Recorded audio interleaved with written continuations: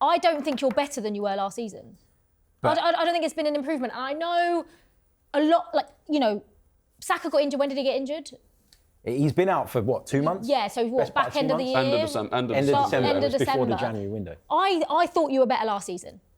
I thought you were much agree better with last season. We were. So what's gone wrong, especially with Saka in the team for that large part of the season at the start? What do you think happened? Well, it's okay. Saka was in the team, but there was 2 months with no Odegaard.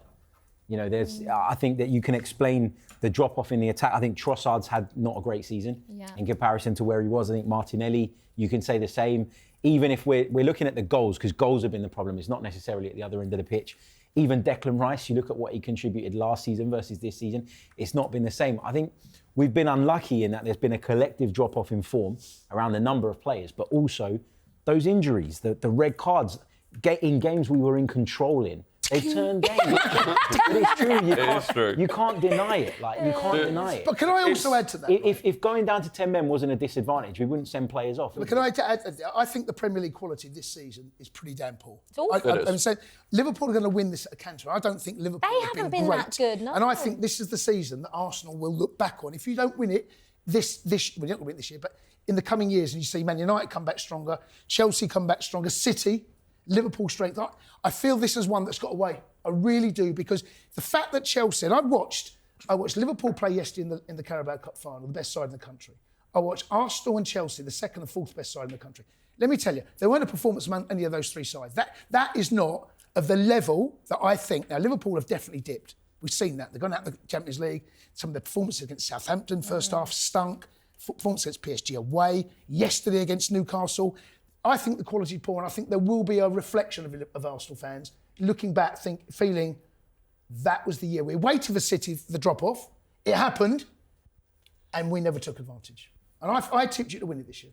Yeah, there will be to an extent, but I don't think it will be that we turn around and kind of go, well, the players should have done X, Y, and Z. I think it will be the case that the amount of injuries we've had. I mean, you look back at every title winner for the last 10 years, one of the standout stats is how many of their top players played virtually every minute of the season. And for me, it's the Odegaard and Saka injuries, big injuries, that almost followed each other. So they've started 12 games together this season. They were the most prolific duo in the Premier League last season. And in those 12 games, we've won 9, drawn 3, scored 30 goals and conceded 7. So the stats say when those two play, Arsenal are at their best. But that's a really key point as well, though, because people look at Saka and they go, well, Saka was out, but he was playing this portion of the season. Okay, but if he was playing without Odegaard, those two love to combine on that right-hand side. That's a massive part of our play. And then you look at it now, and okay, you've got Odegaard back and you're going to have Saka back soon, but you haven't got your centre forward. So there's always been a part missing throughout the entirety of the season. Man City had the same problem last year with Kevin De Bruyne and Haaland. They won it. Yeah, but look at the players they've got in reserve. That's what I'm saying about Arsenal. That's what you should have. But you can't just. Yeah, exactly. I hear you, but what if the same thing happens next season? Do you want the same conversation next year? No, of course not. But as an example, if we bought, in the way that they brought in Julian Alvarez to effectively just play if Haaland couldn't, if we spent that amount of money on a player that wasn't coming in to start games for us, the media would be all over it in terms of why have they spent that money on him. But who cares? Yeah. Because everyone's people did it about crying Havertz. out for we a just striker. People still question 65 million. Because then you haven't got the money to do it. Players. We can't do it. Arsenal don't operate in that way. We can't do it. We don't have that type of ownership. It was never going to happen. That we were going to... This is the thing. People say we don't have enough in reserve, and I agree, but you're never going to... Why, sorry, am I being thick? Why don't you? Because we won't spend that kind of money. Why? Is it a case of not being able to? I don't know. From looking at the financial results, we're still... if I was a Gooner, I want to know, why aren't we going out in January? Why aren't we saying, right, we have an issue here. We knew Saka's going to be out for the rest of the season, probably.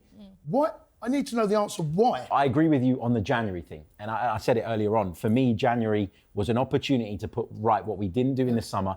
It was an opportunity to make good on the Sterling signing, which had gone so wrong, and we didn't take that. But we generally, as a football club, are not in a space to be able to go, there's 65, 70 million on a player that isn't going to play. That's Rory's point, right? Yeah. And look, I think we all agree that we definitely could have done more, should have done more last summer and in January. We didn't. But then I'm not going to turn around and blame the players and the manager for that, because I think the manager wanted the players. I think the players wanted more players, and, you know. Do you know what I find ironic about all this, by the way? You guys have spent over £1 billion. And we're talking about our lack of attacking options. I watched Sancho. Don't worry, we're going to get onto this, I Harry. watched This all is of the these Arsenal guys section of the stink out show. the place yesterday, and we're getting grilled about what Arsenal did in the transfer window. Incredible. Do not worry, it's coming. You'll have your time to criticise Chelsea's transfer policy. Yes. Do not worry. What are you going to say? No, I was going to say, but spending money in the modern game is what can help get you out of trouble. Now, we'll talk about Chelsea's transfer policy. There has been a lot of criticism and mistakes have been made. There's no doubt about that. For what frustrates me as a Chelsea player is that we are buying for the future. Yeah. Arsenal need to buy for the now. And that's the problem. We're buying young 19-year-olds, 17-year-olds, 20-year-olds. Yeah, but, I haven't got 5 years. Yeah. We want performances yesterday. And what I would say about your attack, and when, Saka, you get a ridiculous level of performance every single time he plays. We all know that, we've all seen it. The consistency levels are ridiculous. What about Martin Odegaard? Because I think he's absolutely brilliant. I think overall as a player, everyone can see. This season, I'm not so sure he has been at the levels, and yeah, sometimes without Saka. But Saka, I don't think, needs Odegaard. Even though he obviously performs better when he is there, Saka can do it on his own because we know what Saka can do. I think Odegaard's been a bit of a letdown for you this season. Go on, Marie, I'll let you take Yeah, that to one. an extent. I think he got that injury. I think he wasn't rushed back from it, but the fact that he came in, I think he played 90 minutes against Chelsea. Yeah, that was the He was first best game. player on the pitch, by the way. Oh yeah, he was in that he was game. out. Yeah, he the was first couple of very- games he came back and looked good, and then obviously Saka gets injured. You can maybe try and blame it on fatigue. Was he ready to come back and play the amount of minutes he's done? Maybe not. I think the way that teams set up against us, I think a lot of the games where he's really been almost anonymous, basically he gets man-marked for 90 minutes. And you can man-mark him out of the game for 90 minutes, especially if you don't have to focus on Saka on that side. So it kind of all ties in together. I'm not ready to throw the towel in. I know some people want us to move him on, get the money in. Oh no. Well, I Odegaard. don't know who. Yeah, and I don't know who you go and get necessarily at that point. I would give him a good long summer.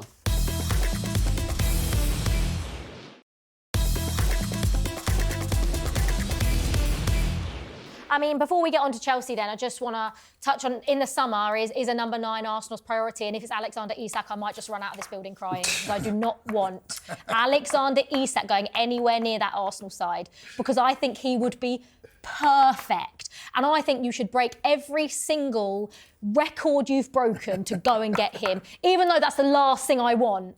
After watching him all season, watching him yesterday, he is exactly what you need. He is exactly what you need. Break the bank, do whatever it takes, Yeah. get him in, because...